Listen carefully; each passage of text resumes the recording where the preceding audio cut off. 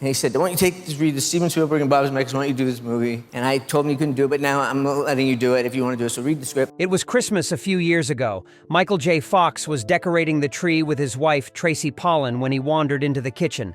He was gone for a while. So Back to the Future had just come out, and I thought, well, I better go watch it, because I have no idea who he is and what if, Tracy came looking for him and found him standing in front of the television, transfixed. Back to the Future was playing. I'm from the future. I came here in a time machine that you invented. Fox turned to her with genuine surprise in his voice. You know what? He said. I'm really good at this. Oh, this guy actually, maybe has a future. Tracy laughed. Yeah, we know. Fox looked stunned. Well, why didn't you tell me?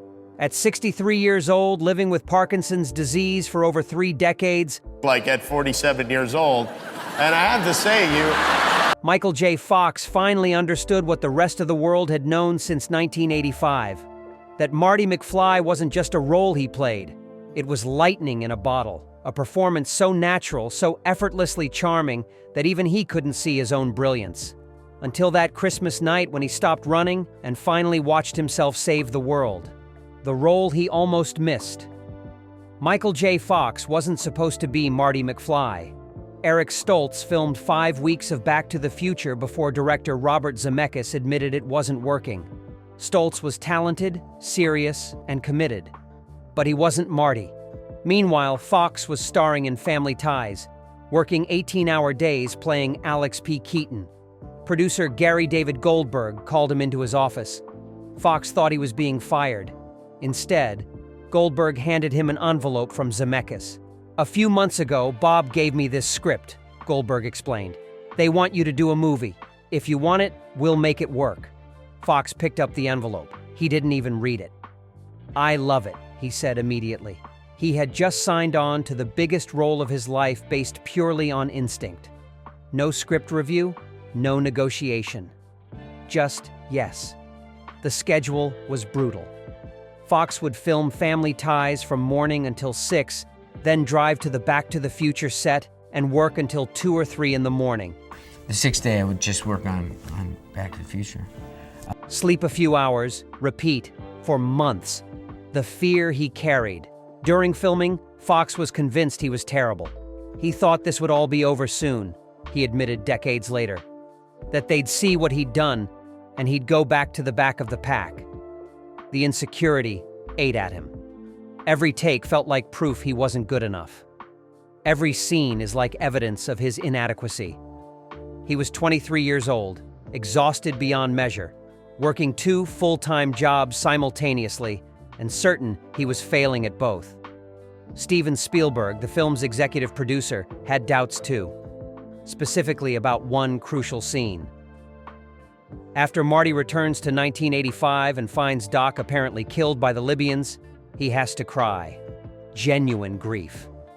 Spielberg didn't think Fox could do it. It's like I had to go from 90 miles per hour and just drop, Fox explained. My friend is dead. It's a morose moment. Very difficult to do. But Fox nailed it. The tears were real. The devastation was authentic. Still, he left that first screening at the Cinerama Dome convinced his career was over. He didn't watch the film again for years. The performance Crispin Glover gave 40 years later while writing his memoir Future Boy, Fox rewatched Back to the Future properly. What struck him most wasn't his own performance. It was Crispin Glover's. Fox realized he had never truly appreciated what Glover did as George McFly. During production, they barely spoke. The pace was relentless. Fox was sleeping 4 hours a night. But watching it now, he saw the depth, the layers, the brilliance. Fox wrote Glover a letter. Your performance is richer and deeper every time I see it, he wrote. I skip over my bits to watch yours. We didn't talk much during production, so I never had the chance to say you are a brilliant actor. And I was thrilled to work with you. It was an apology 4 decades later. An acknowledgement of genius he'd been too young and too overwhelmed to recognize. Glover had his own ideas about George McFly, often clashing with Zemeckis and screenwriter Bob Gale. Nobody puts Crispin in a box, Fox wrote. But those clashes produced something phenomenal. a character who felt completely real despite the absurdity surrounding him. The ending that changed everything. The final scene of Back to the Future shows Marty returning to 1985 to find his family transformed. His dad is confident, his mom is fit and happy. Biff washes their cars instead of bullying them. It's everything Marty fixed by helping his parents fall in love. But Fox now sees something deeper in that ending. Something about resilience, about standing up to bullies. "We live in a bully culture right now," Fox said in a recent Empire interview. Bullies everywhere. In the movie, Biff is a bully. Time is a bully. For Fox personally, Parkinson's is a bully. And the film is about how you stand up to them, the resolve you take into the fight, your resilience and your courage. That's why the film still resonates 40 years later. Not because of the DeLorean or the special effects, or even the cleverness of the time travel plot. About what happens to us in the future? Will we become assholes or But because it's about ordinary people finding the strength to change their circumstances, to refuse victimhood, to fight back against whatever tries to diminish them. Fox has lived that message for 3 decades since his Parkinson's diagnosis. The Christmas he called his last, Fox wrote in Future Boy about Christmas 1984, the year before Back to the Future came out. He was home in Canada with his family. Everyone was drinking, playing board games, just being together. Fox had just won his first Emmy for Family Ties. He brought the trophy home, and they put it on a table. In the morning, his Emmy sat surrounded by his dad's bowling trophy, his brother's boxing trophy, and his sister's skating trophy. All equal. All just accomplishments worth celebrating. Fox called that Christmas his last brush with the old world. After Back to the Future opened in July 1985, everything changed. The family kept him grounded. They never let him get out of control. But the intimacy of that pre-fame existence was gone forever. He became the Marty McFly of the world. A face recognized everywhere. An icon before he understood what that meant. Looking back now, Fox treasures that final Christmas of normalcy. Before the machine of celebrity consumed his privacy. Before strangers felt entitled to his time and attention. Before he learned the cost of becoming beloved. The lesson Parkinson's taught him. When Fox developed a tremor in his pinky finger while filming Doc Hollywood in 1991, he was 29 years old.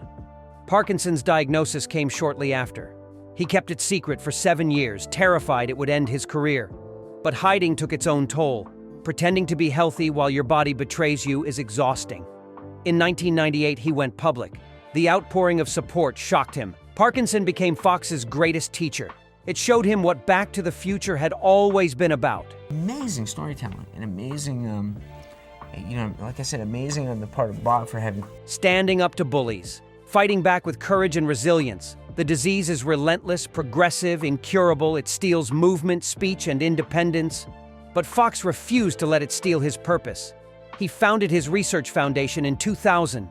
They've raised over $2 billion, moved the field closer to a cure. Fox sees the parallel now. Marty McFly traveled through time to fix his family's future. Michael J. Fox is fighting Parkinson's to fix millions of futures. Both require courage. Both demand you stand up when it would be easier to quit. That's the real ending of Back to the Future. Not the DeLorean flying away, but the choice to fight. The friendship that defined. Both Christopher Lloyd and Michael J. Fox formed a bond during filming that transcended the typical actor relationship. Doc Brown and Marty McFly's friendship felt authentic because Fox and Lloyd's friendship was authentic. They genuinely cared about each other. 40 years later, that affection remains. When they reunite for interviews or anniversary screenings, the warmth is palpable, not performative, real. Lloyd says it continues to amaze him how deeply the films affected young people. It still comes up all the time. But for Fox, the deepest impact was personal. Lloyd, trained in classical theater, brought discipline and structure. Fox brought instinct and spontaneity. Together, they created chemistry that can't be manufactured. You either have it or you don't. They had it. That friendship sustained Fox through the grueling schedule, through his insecurity and exhaustion. Lloyd believed in him when Fox didn't believe in himself. And now, when Parkinson's makes acting difficult, when public appearances require enormous effort, Lloyd remains his champion. That's the real magic of Back to the Future. Not special effects. Human connection. The message. He finally understands. For decades, Fox struggled to articulate why Back to the Future mattered. It was a fun movie, a hit. But so what? Now, at 63, living with Parkinson's, he finally gets it. The film is about time being a bully, about how we're all trapped in circumstances we didn't choose. Marty's parents were miserable. His dad was a coward. His mom was an alcoholic. Their futures seemed inevitable, fixed, unchangeable. Then Marty went back and changed everything, not through superpowers or magic, through courage, by standing up to Biff, by helping his dad find his voice, by showing that the future isn't fixed, that we have agency, that resilience matters. People respond to that message now, Fox says, because it strikes chords they wouldn't otherwise recognize. In a world full of bullies, in a time of powerlessness, Back to the Future reminds us we're not helpless. Fox embodies that message. Parkinson's tried to steal his future. He fought back, built a foundation, raised billions, keep acting as long as possible, kept living fully despite the disease. That's Marty McFly energy. That's what the ending really means. The kid who saved his parents' future became the man saving millions of futures. The legacy he carries. Michael J. Fox officially retired from acting in 2020, though he's made periodic appearances since. Parkinson's has progressed. Speaking is harder. Movement is harder. But he hasn't stopped fighting. The foundation continues its work. His memoir, Future Boy, was released in 2025. He still shows up for anniversary screenings when he can. Still meets fans who tell him how Marty McFly changed their lives. Still embodies the courage his character represented. At 63, Fox understands what took him decades to see. He was really good in Back to the Future, not because of technique or training, but because he brought something irreplaceable: youth, hope, an instinctive charm that can't be taught. He was the right person at the right moment, playing the right role. And 40 years later, Marty McFly still inspires people to believe their futures aren't fixed, that bullies can be beaten, that time might be relentless, but so is human courage. That Christmas night when Fox finally watched himself and recognized his own talent, he wasn't just seeing a good performance. He was seeing the moment he became part of something eternal. A film that would outlive all of them. A message that would matter forever. And in recognizing Marty's courage, he recognized his own. The boy who traveled through time taught the man with Parkinson's that every moment matters. That you keep fighting until you can't. That giving up was never an option then, and it isn't now. If you enjoyed this deep dive into one of cinema's most enduring performances and want to explore more untold stories from the world of film, make sure you hit that subscribe button. We're uncovering the secrets, the emotions, and the truths behind Hollywood's most iconic moments every single week. Thanks for reading.